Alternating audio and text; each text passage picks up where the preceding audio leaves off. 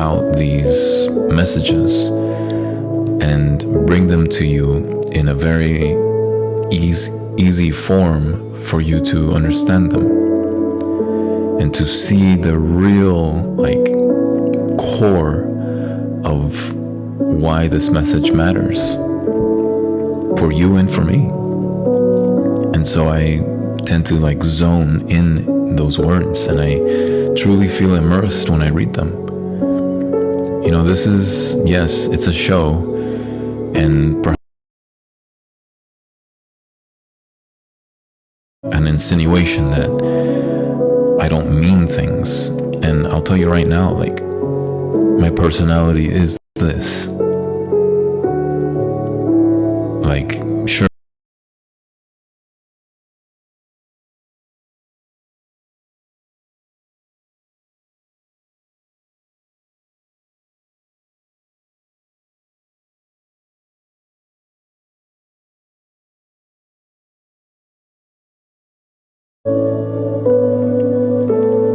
Something that I truly feel called to do.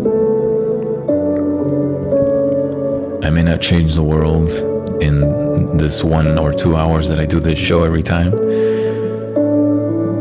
but I know there's at least one person out there that truly took to heart these words that have been so beautifully written by some amazing people, both men and women,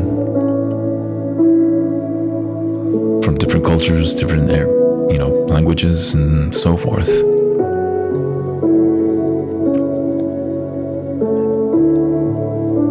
But I believe all of us, including these wonderful writers, we were all looking for the same thing. And I hope you truly take to heart once you realize what that message is. That's the only true purpose that I genuinely want to bring to you. But you certainly don't need me to do that. In fact, you should read them for yourself, honestly, genuinely. And the only reason why I do it this way is because I feel like this is, humbly speaking, even though it's not going to sound humble whatsoever, that I've been given. I truly believe that, and it's so unhumbling to say that. So,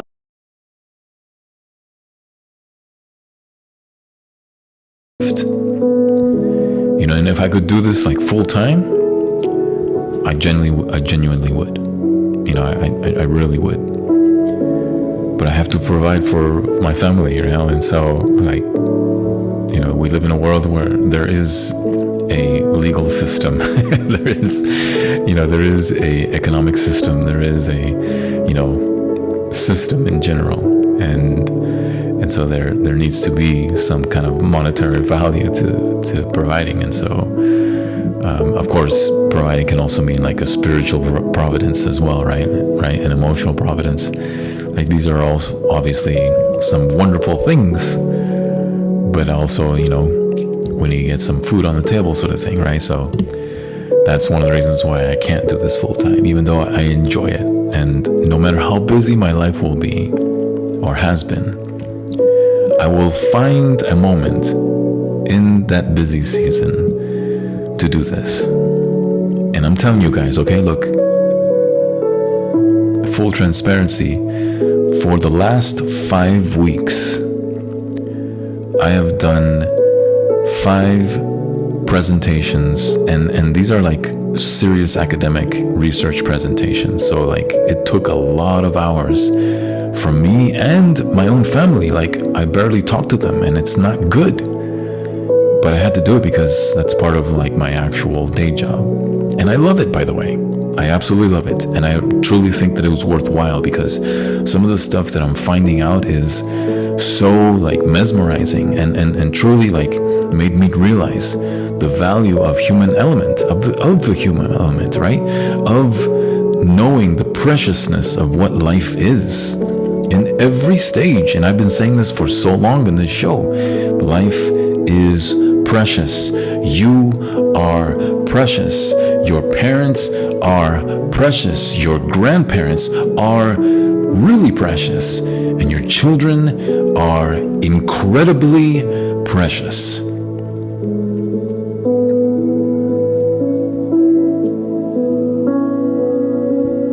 So anything that makes you think and doubt that is darkness. And I'm telling you that this is like such a vivid and truthful statement. And it's an awful statement, but it's true. Life is precious, guys. And we need to value it. You need to value it. Because anything that tells you otherwise, that your life is worthless, is evil.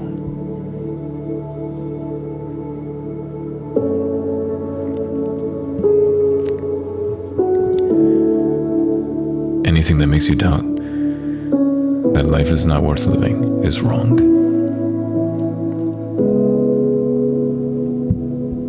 And we need to learn to love one another.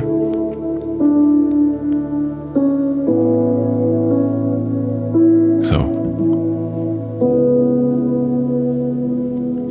let's love one another through words.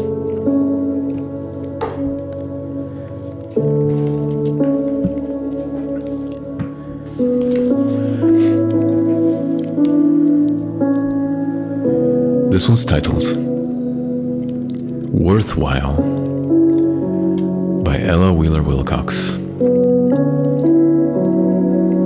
On the Jade World Speaks podcast, we're going to start in 3, 2,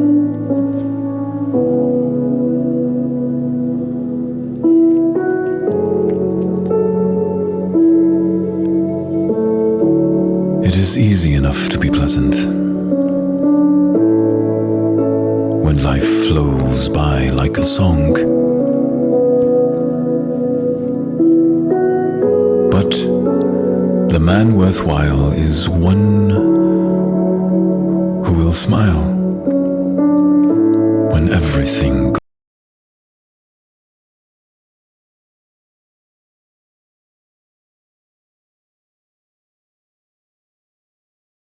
goes with the years.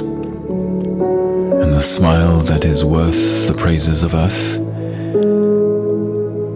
is the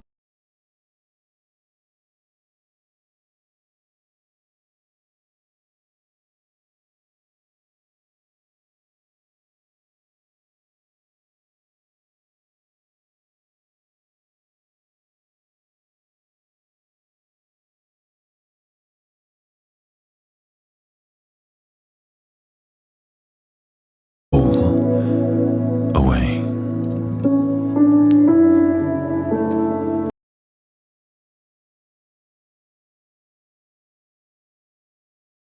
Until it is tried by fire.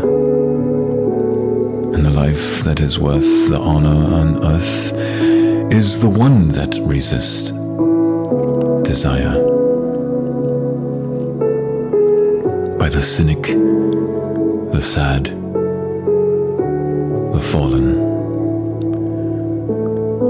who had no strength for the strife.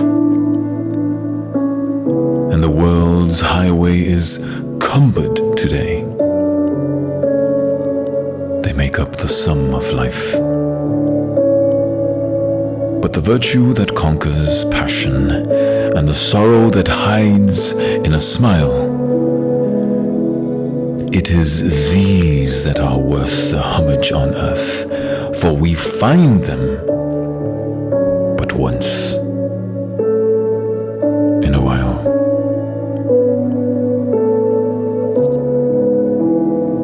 Worthwhile by Ella Wheeler Wilcox. This one line, ladies and gentlemen, is so worth reading again.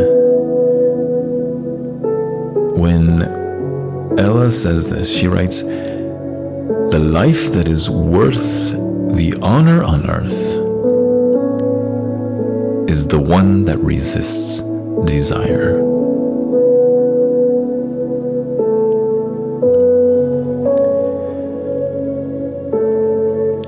Alright, so potentially this might be misinterpreted, because obviously I've been mentioning this word desire, but it's not the desire that, for example, you desire to love your children. That's not the type of desire that Ella's mentioning or referring to. The desire that she's referring to is like the desire of dwelling on things that don't matter, right?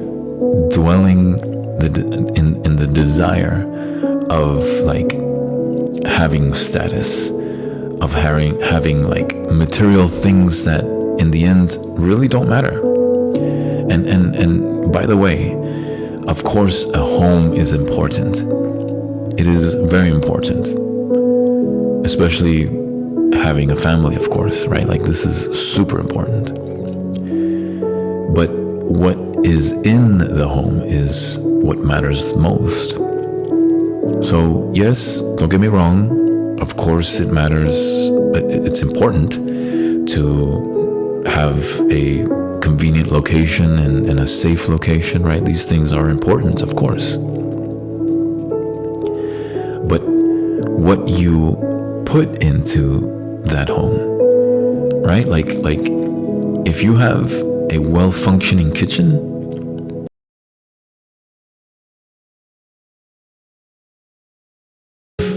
ceramic versus, I don't know, stone to, I don't know, some like country design, I don't know, something, right? Like, yes, I understand decoration and, it makes you feel great and wonderful, and okay, I get it. Very great. Good. I'm happy that's what makes you happy. But be very careful with allowing those things to define your happiness. Because whether you realize this or not, the moment those things are gone, the only thing that matters is for you to have a functioning running water, a kitchen that actually works, a refrigerator that is fully functional. Sure, there are some really cool, wonderful like models and design out there, but in the end, you just need something to keep your food so that it doesn't go to waste.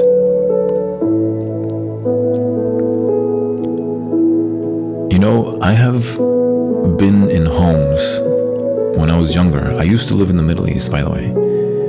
And I remember, this is something that I learned from my mother so well. She's a wonderful woman, by the way. My mother is a beautiful, amazing woman. But in 1997, she went to be with the Lord, But before that happened, she just had this like natural like gift to connect with people, especially like from different cultures, like there were people, just so you know, just how much of an impact she had. When the day we had my mother's funeral, these people traveled all the way from the Middle East to South America, which is where we buried her. They traveled all the way from the Middle East just to pay their respects to her. And of course, to the family, of course. That's how I knew they were there, because they greeted me.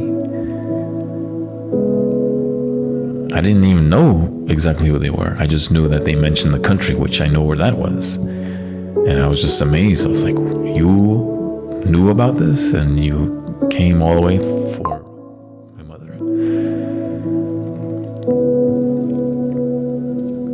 So she must have made an amazing impact, and I know why.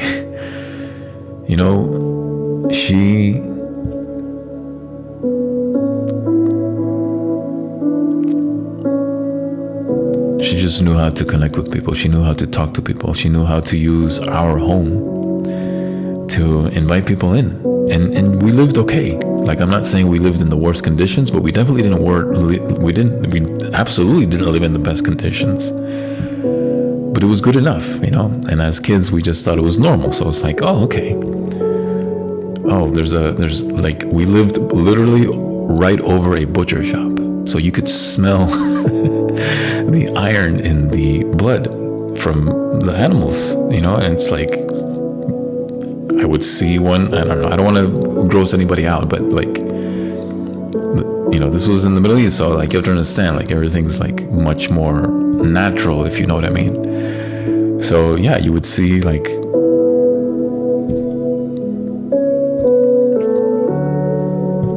things displayed hanging from a tree.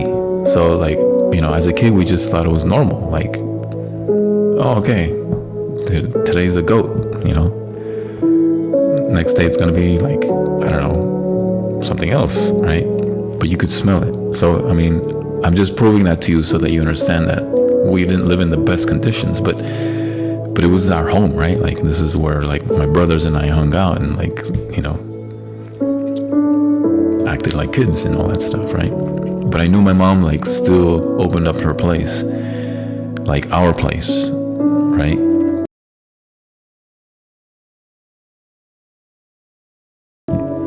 Thanks to my dad, of course, too, right? Like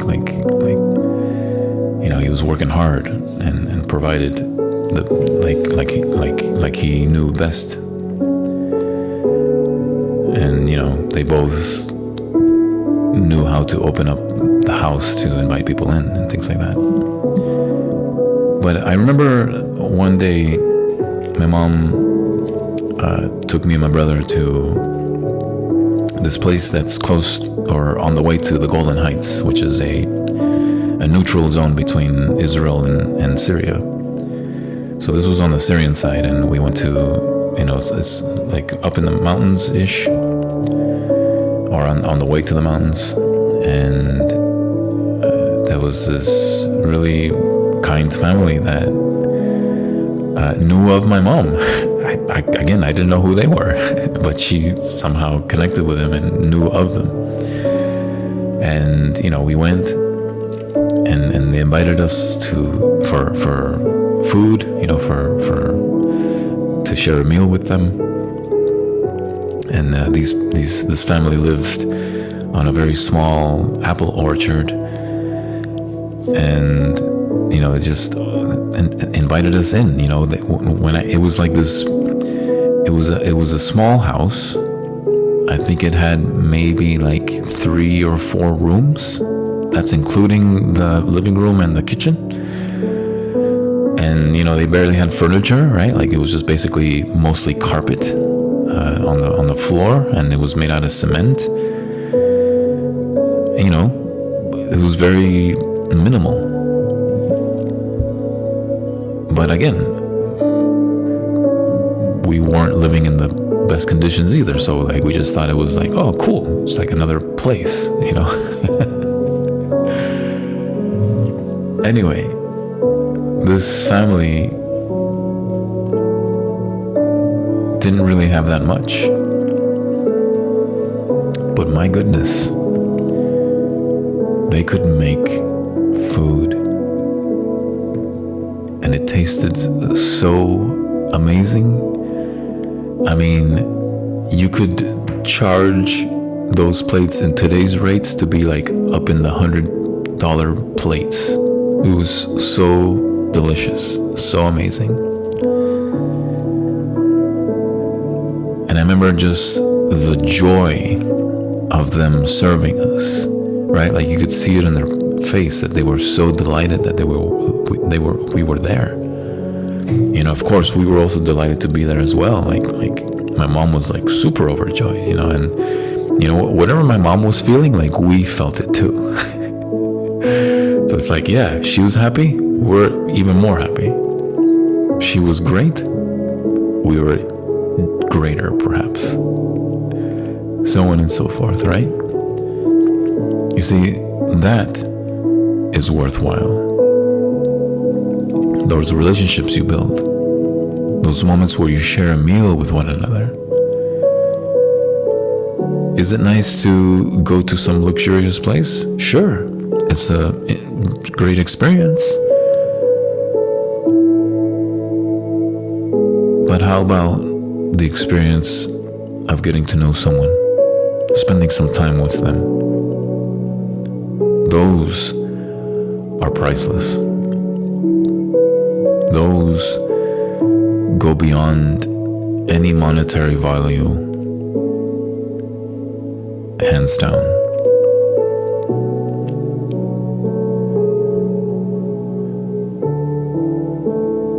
And I truly believe that that's what Ella was trying to say in that line. Life that is worth the honor on earth is the one that resists desire, a broken, disheartening desire.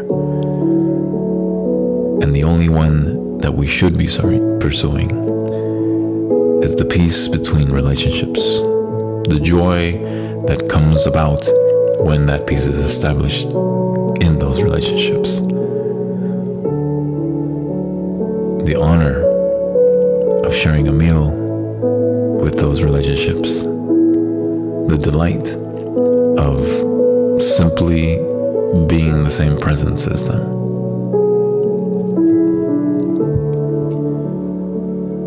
You know, recently I was given a really great advice that I've thought of before,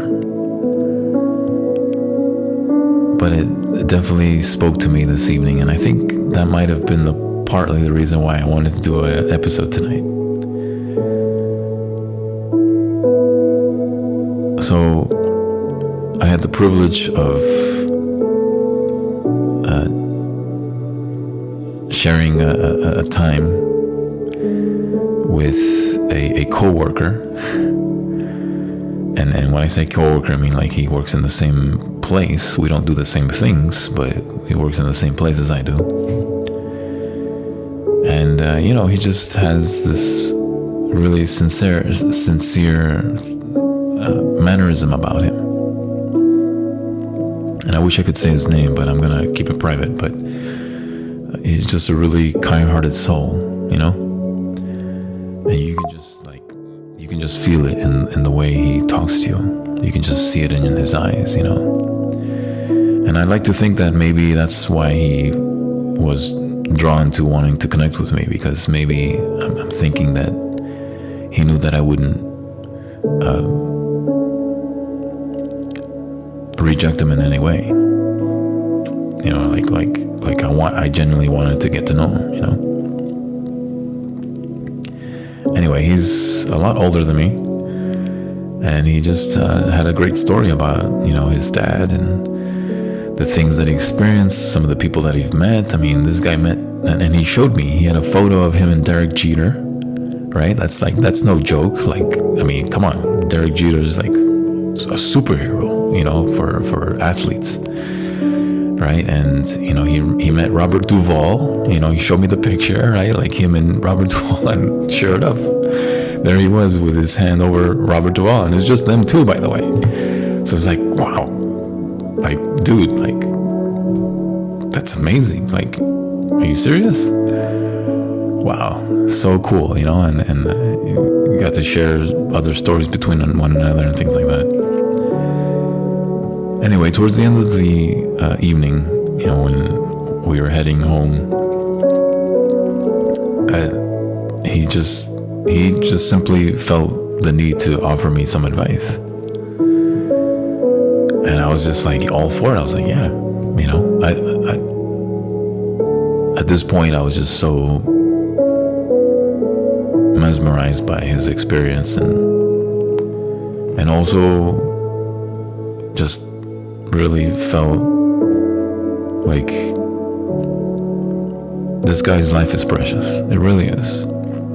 And he's gone through some really, really unfortunate things, honestly. But this guy's worth it, man. This guy really is worth it. Like he's worth the breath that he takes. He's worth the time that I want to give.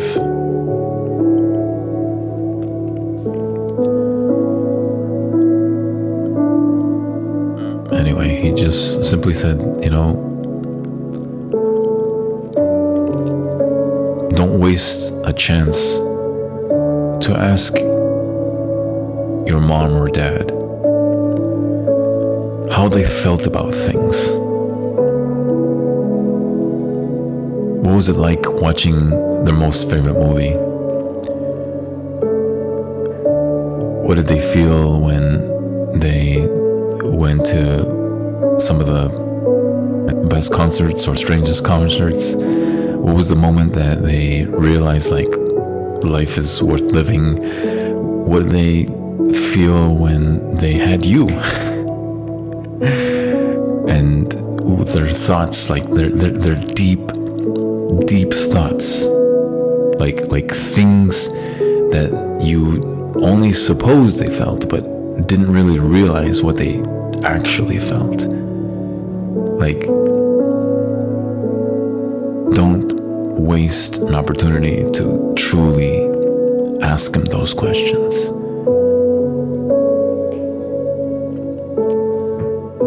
Because all of us, unfortunately, only realize it when they are close to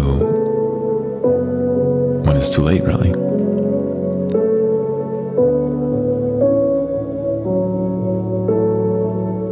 And that really hit me, I was like, a couple years ago, I had an opportunity to do this really short documentary of my grandmother, who is actually 104 years old.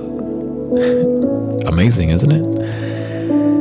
And her mind is like super sharp, by the way. Like, her body's giving out, but like her mind is like absolutely there. Like, I mean, I'm telling you, this woman is like truly a gift from the Lord. Okay? Truly amazing. But I asked her some of those questions when I was there. But the one that I never asked was my own father.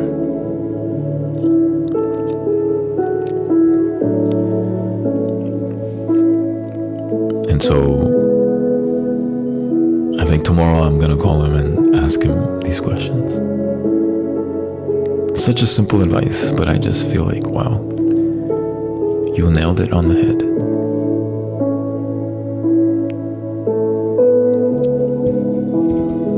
So, those of you who are struggling right now, you may not think that this is a solution, and you know what?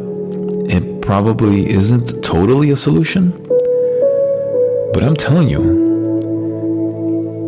I genuinely believe that when you ask these really deep-rooted feelings about their life experience, about like anything really, all the things that you can think of, anything, do not hesitate, do not be shy, do not hide some of the simplistic questions that you have for them.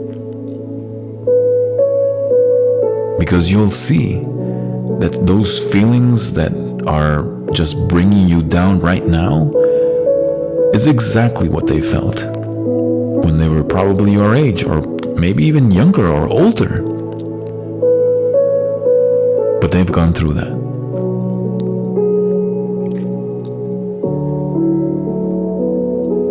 I need to say this one final story before I go to the next poem here, guys.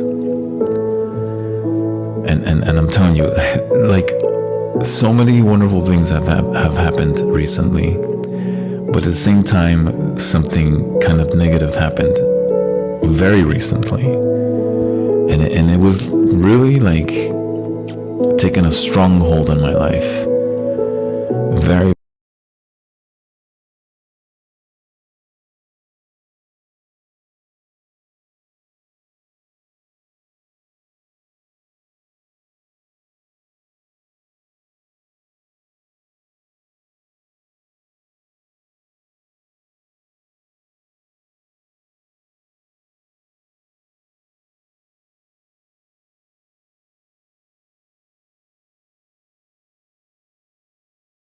And at the hotel room, I was prepping for my speech the next day, for my talk, I mean. And, you know, this was my fifth, well, I should say fourth, my fourth speech in a row. Because as I told you earlier, I mean, the weeks before last week, I already did 3. And these were major talks, by the way. Anyway, you know what? I'm going to skip I was at a research conference last week. And I was prepping for a talk. And in the middle of my finishing up my notes and my PowerPoint and all that stuff, my father texted me, and you know, he calls me by a very genuine name that I will not share because it is between me and my father. And he calls me by the name. He's like, "How are you doing?" You know, and by the way I'm interpreting him is how I suppose he is saying it, but I think I would like to believe that this is exactly how he's saying it. But he'd be like, "How you doing?" And I was caught off guard because, you know, of course I love and honor my father in every way, but you know, we don't talk as often as we should. But I will say this: when we do, it's very very deep, you know, it's like spiritual, it's like loving, and it's like, it's amazing, you know, it's good talks, you know, it's awesome talks. So we don't call each other every night, but we certainly talk like at least once a week, maybe something around that area.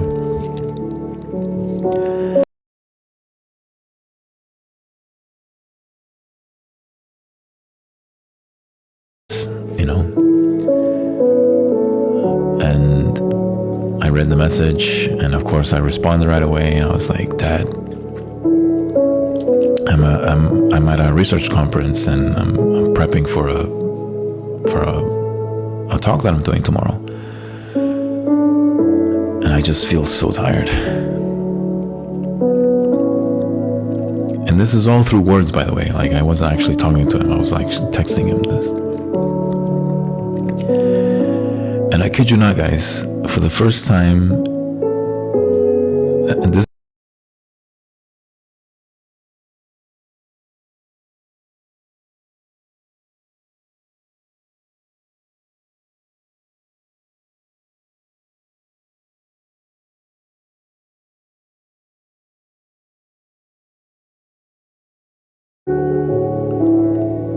after I had responded to him, he said,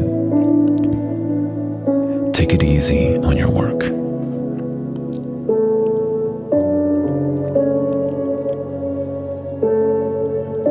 And I was just like, I never realized that. I was very seriously prioritizing my work above so many people. That's not to say that I neglected the people that I love and that I'm responsible for. That's not to say that I neglected them. But when it came time to like the tension that if I don't perform well at my work, then like all of this doesn't matter. And I was basically idolizing my work way too much, and I was prioritizing it in the sense that, like, if this job doesn't exist, then my life doesn't exist. Do you see the problem there? And my dad knew exactly what I was going through, which is why he simply responded, "Take it easy on your work." And I was just seriously, like, I started weeping so bad. I was just like, "How did you know?" You know, like I just felt like all the stress from the last 4 weeks just like all of a sudden started hitting me there, you know. And I realized, like, yeah, you know what, like, I I know that I'm good at what I do, and I know that I'm respected for what I do, and I know that I'm valuable and needed at my workplace. But I think I just way too much idolize it. Like I seriously think that like that's the only thing that matters in terms of like providing. And yes, to a man this is important. Like providing is truly like an important characteristic for like building a man. And so I guess in our defense, we think that if we don't provide, then we aren't really a great man.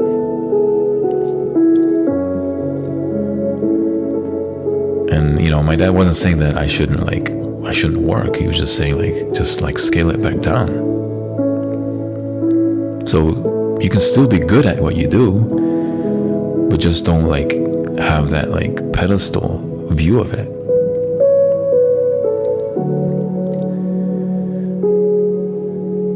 So why don't you take it easy on your work? Yes, you're probably amazing at it. You're probably really good at it, and and so many people are dependent on you on it. But take it easy on your work.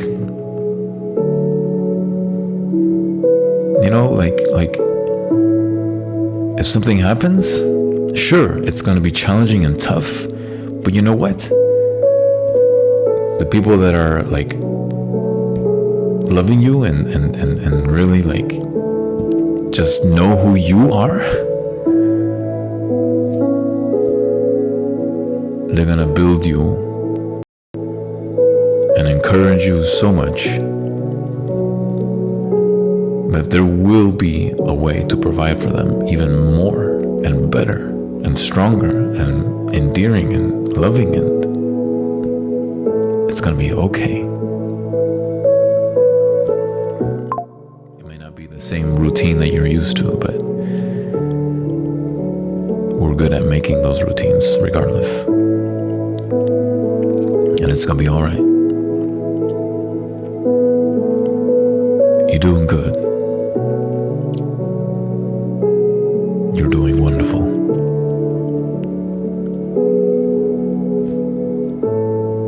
And you know what? Your life is precious. And those people that are around you know just how precious you are. So why don't you do this? Why don't you take some time, reach out to them. If they're there in the same vicinity as you, just give them a big hug. Just let them know, look, I love you. And in fact, you don't even have to say that. Just go to them, give them an amazing hug, a warm one, and just hold on to them. And then there's a little healing that happens, And if they're not there with you, just send them a message. Maybe call them up and say, I thought about you.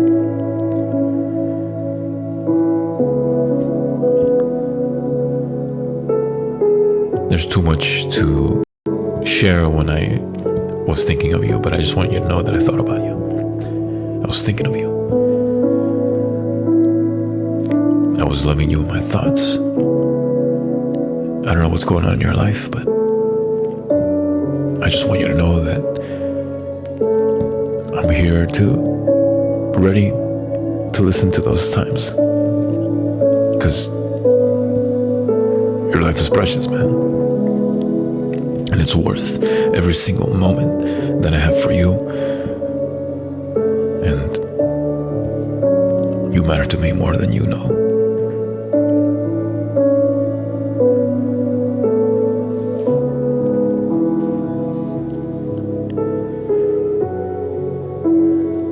That's what's worthwhile.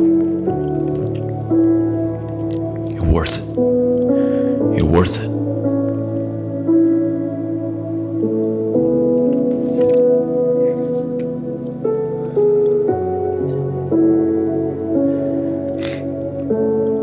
It's good stuff, isn't it?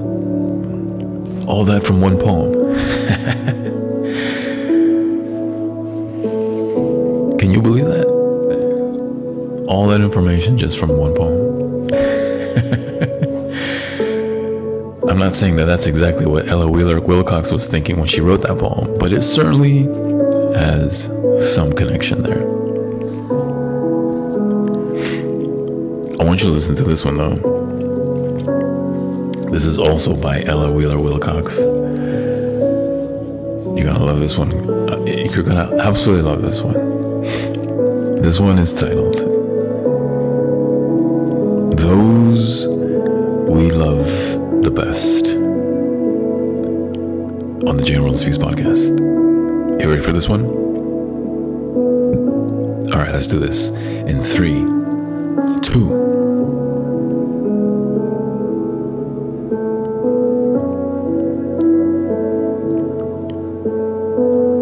One great truth in life I found while journeying to the West. The only folks we really wound are those we love the best. The man you thoroughly despise can rouse your wrath, 'tis true.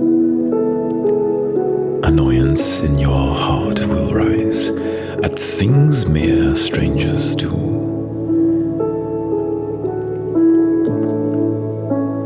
But those are only passing ills. This rule all lives will prove. The rankling wound which aches and thrills is dealt by hands we love. The choicest garb and the sweetest grace are oft to strangers shown. The careless mien, the frowning face are given to our own. We flatter those we scarcely know. We please the fleeting guest and deal full many a thoughtless blow to those we love the best.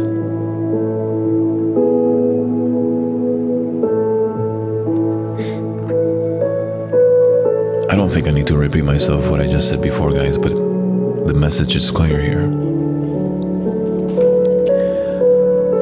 Stop wasting your life on things that don't matter. Yes, the job is fine and it's important to make ends meet and things like that, but take it easy on your work.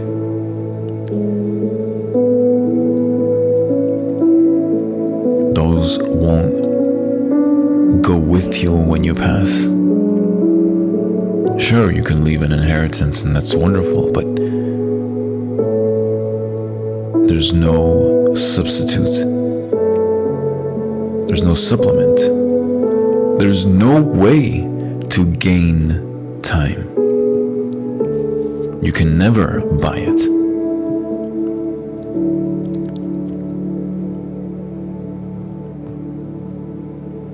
You simply have to intentionally use the time that's already passing by right now and spend it wisely. It's already a gift for you. You know, I heard this millionaire once say, after he had attained so much wealth and success in his life, he was interviewed by someone that was interested in how he got to where he is. And of course, you know, many critics and people that will question this millionaire will say, well, I mean, he's already at that stage, so like it's easy for him to say that. But I truly believe he meant this. He He said, the one thing that I regret and I cannot buy ever is time. Time with my family, time with my companion, time with my kids, time with my parents, time with my brothers, my sisters, my cousins, my aunts, uncles, grandparents, time with my neighbor, time with my friends. I would trade it all that I have for that time, but I can't.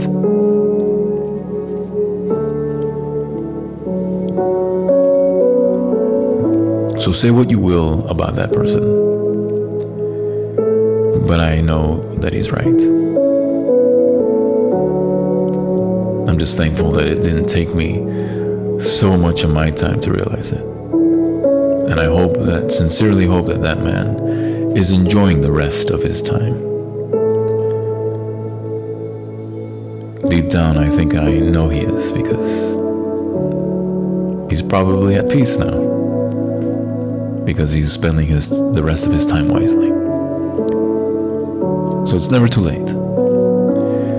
It's never too late to reach out to your close relatives, to your loved ones, to your kids, to, no matter how old they are, just send them a message, say, I thought about you.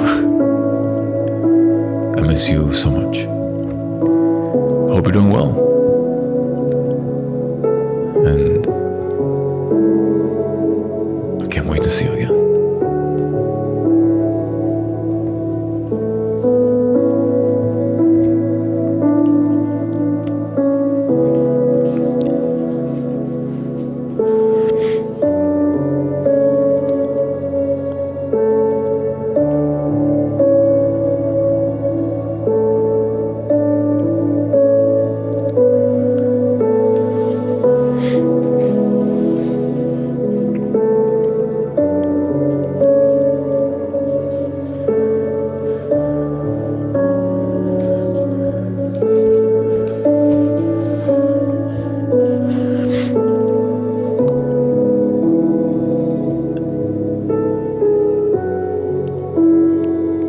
Let me today do something that will take a little sadness from the world's vast store.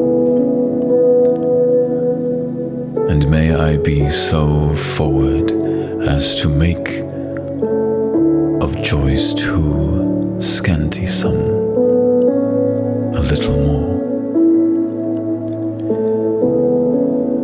Let me not hurt by any selfish deed or thoughtless word the heart of foe or friend. Nor would I pass unseeing worthy need, or sin by silence when I should defend.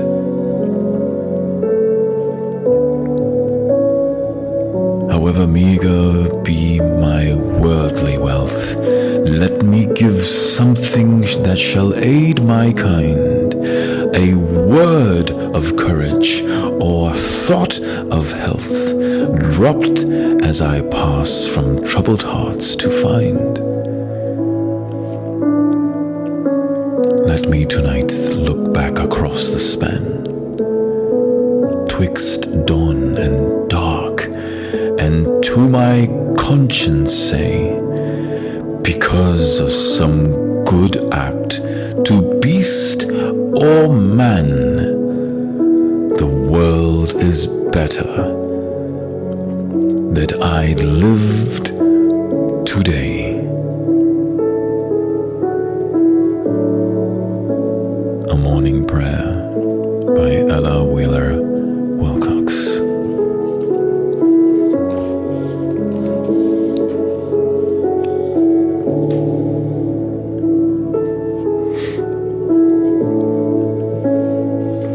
That,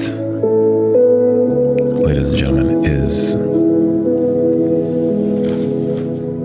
the real message of tonight. You are life life is worthwhile. The life of your relationships is worthwhile.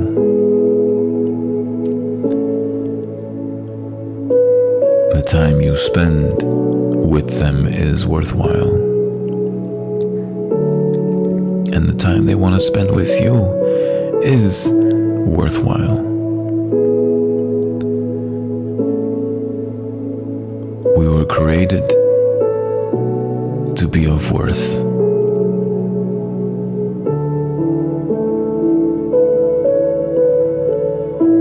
This is the preciousness of life. You want to know why we need inspiration and where it comes from and why life truly thrives on this inspiration. It's because this word inspire is of the Spirit, inspirare. We are breathing in the Spirit, and not just any Spirit, but the Spirit, the one that gives you a great intelligence, a great conscience of understanding that this world is created for you and me. You were created in it. You were taken the time to be beautifully designed. And someone thought you were worth it.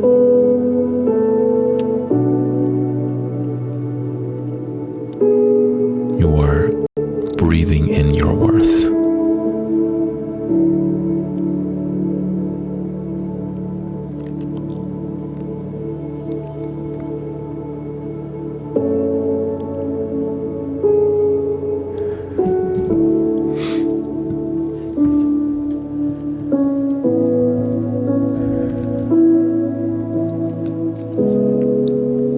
Sometimes I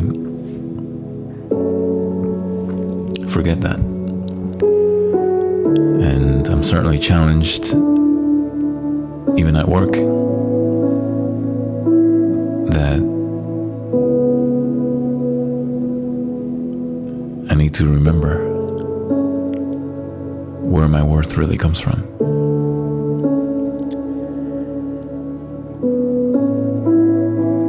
I just want to say this real quick, just so you know that this is real talk and that the things that I share is truly real. You know, not everything in my life is like peaceful as I strive to maintain it. I mean, I truly do pursue that, truly, because in the end I know that it's worth it for my children, my companion, and the friends that I acquire and, you know, that want to be friends with me too. I want to establish peace, but, you know, you're gonna run into some situations where you're not gonna make everybody happy. And you're gonna be tempted to think that that's what really matters. But we need to pursue peace, maintain it in every situation. And then hopefully whoever was unhappy with you can realize that you truly just desired peace.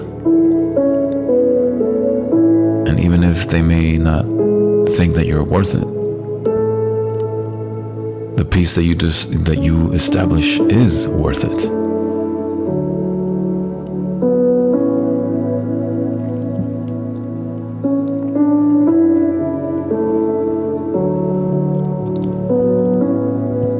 So I want to read a short section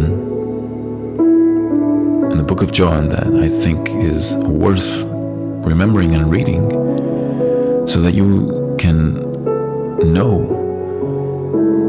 that whenever I have times of trouble, I remember who thought of me in my worst times and loved me from the beginning and truly thought I was worth being created.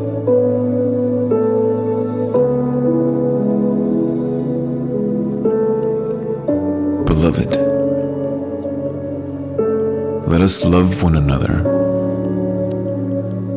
for love is from God, and whoever loves has been born of God and knows God. And anyone who does not love does not know God, because God is love. In this, the love of God was made manifest among us, and that God sent His only Son unto the world, so that we might live through Him. In this is love, not that we have loved God, but that He loved us and sent His Son to be the propitiation for our sins. Beloved, if God so loved us, we also ought to love one another. For no one has ever seen God, and if we love one another, God abides in us, and His love is perfected in us. And by this we know that we abide in Him, and He in us, because He has given us of His Spirit. And we have seen and testify that the Father has sent His Son to be the Savior of the world, and whoever confesses that Christ is the Son of God, God abides in Him, and He in God. So we have come to know and to believe the love that God has for us. God is love, and whoever abides in love abides in God, and God abides in him. And by this is love perfected with us, so that we may have confidence for the day of judgment. Because as he is, also are we in this world. There is no fear in love, but perfect love casts out fear. For fear has to do with punishment, and whoever fears has not been perfected in love. And we love because he first loved us. If anyone says, I love God, and hates his brother, he is a liar. For he who does not love his brother whom he has seen, cannot love God whom he has not seen. And this commandment we have from him: whoever loves God must also love his brother.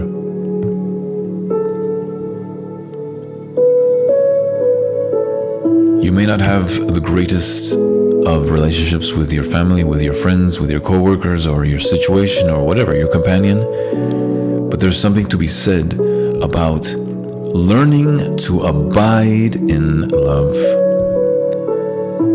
You abide in it, you trust it, you rely on it.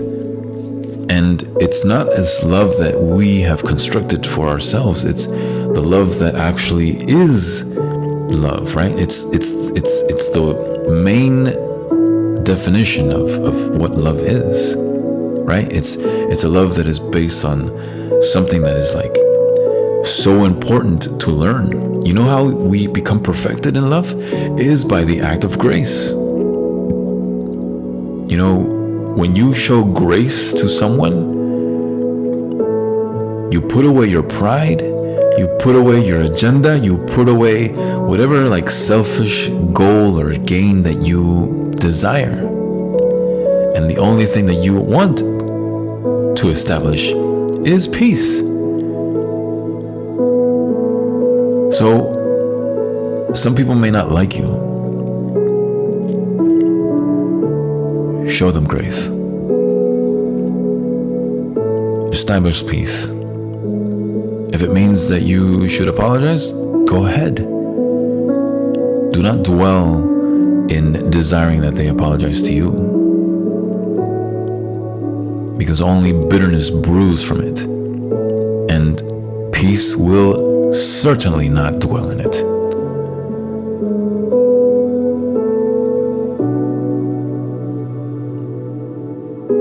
Just as scripture says, what has light to do with darkness? Nothing. So what has peace to do with turmoil?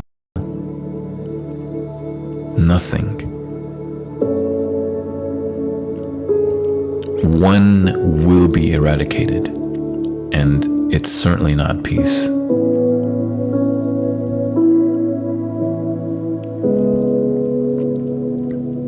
Love one another.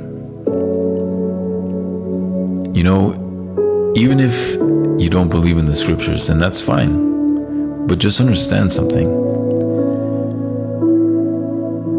Why is it that such a superior being, right? Like you may not think that there are superior beings, but you certainly idolize something in your life. Ask yourself this. Why is it that this one superior being truly is willing to suffer the worst of deaths that you can possibly ever study or research or imagine? You know, this death by crucifixion is no small act. It is certainly one that should never ever be enacted ever again. And if you ask some of the scholars of today, whatever field, okay, it doesn't have to be theology. It can be something in, you know, someone that studies sociology or like psychology or, you know, some other field. But I guarantee you, okay, if you truly ask an expert in knowing how dying by the Roman designed crucifixion, it's truly gruesome and the most inhumane way of destroying someone.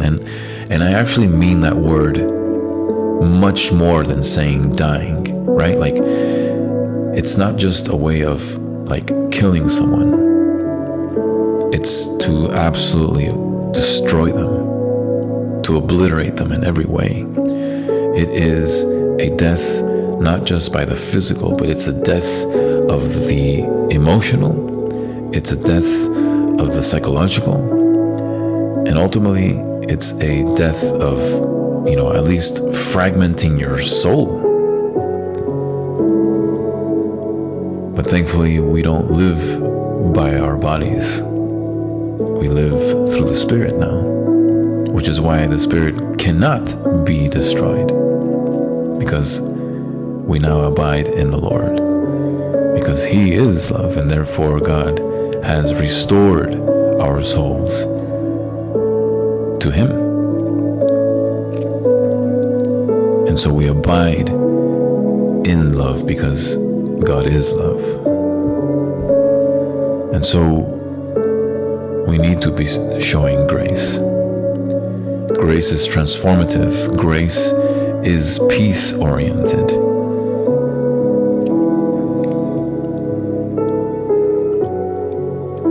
You know, some of my favorite stories that I've shared on the show, and I haven't really talked about this one in a long time, or at least I feel like I haven't talked about this in a long time, but one of my favorite stories of all time, and I know it's probably some of yours too, but it's Victor Hugo's Les Miserables. You know, just so you know, Victor Hugo was not really a devout Christian man. In fact, he was, you know, questioned it a lot. But he had this great admiration for who Jesus was, because he learned about him through historical documents and not just through scripture. But he was so fascinated by this figure that he decided to represent this Christ-like character through Bishop Myriel, right? Which is a which was the bishop that Jean Valjean ran into, right? If you know the story well. And, what did this bishop do? The bishop is wise, okay? And, he knows people. So he knew Jean Valjean was a crook and he was an ex-convict, and, he just knew. But he decided to help him anyway, because this is what grace does. It sets aside your pride, because when you love someone, you love them wholeheartedly. And even if they don't love you, they love you even more. So what did Jean Valjean do? Well, he took the bishop's offer. And yeah, hey, someone's offering me a free room and board, free food, a free hot shower. Are you serious? Are you ever going to reject that? No. So yes, Jean Valjean took that offer. And you know what? He genuinely thought the bishop was a fool. It's like, yeah, okay. I mean, of course, I'm paraphrasing here, of course. Yeah, I'm going to take this ignorant bishop's offer. He's probably up to something, but I'm still going to take it anyway. So that's what he did, right? Ate his food, used up his water, free room and board. And as they were sharing a meal, he saw where the bishop's most expensive silverware was hidden, or at least stored.